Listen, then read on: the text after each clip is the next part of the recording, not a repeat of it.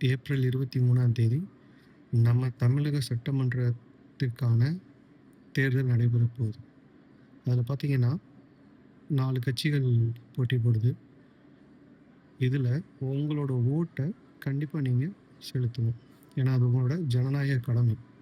உதாரணத்துக்கு சொல்லப்போனா, ரீசென்ட்டா சிறைன்னு ஒரு படம் வந்தது. அந்த சிறைன்ற படத்தில என்ன ஒரு மெசேஜ் சொல்லியிருப்பாங்க அப்டின்னா, ஒரு மனுஷனோட அதிகபட்ச அதிகாரத்த யூஸ் பண்ணி ஒரு சில நன்மைகள் செய்யணுன்றத விளக்கியிருப்பாங்க. அத மெசேஜா சொல்லியிருப்பாங்க. அதனால தான் ஒவ்வொரு மனுஷனோட அதிகபட்ச அதிகாரன்றது நம்ம ஓட்டு போடுற உரிமை. அந்த உரிமைய நம்ம முறையா செலுத்தணும். அத போய் காசுக்காக விக்கிறதோ, அல்லது பரிசு பொருட்களுக்காக விக்கிறதோ செய்யக்கூடாது. ஏன்னா, இது நம்மள மட்டும் பாதிக்காது.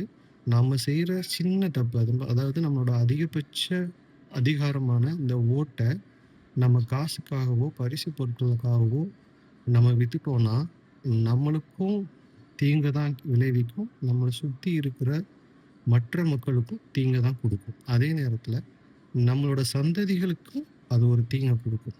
ஸோ, நம்ம என்ன செய்யணும் அப்டின்னா, அந்த மாரி நம்மளோட ஓட்ட பரிசு பொருட்களுக்கோ, இல்ல காசுக்கோ விக்காம, இந்த தேர்தல்ல யாரு முறையான தலைவரா இருக்காங்க, முறையான கட்சியா இருக்குன்றத பார்த்து நம்ம நம்மளோட வாக்க செலுத்தணும்.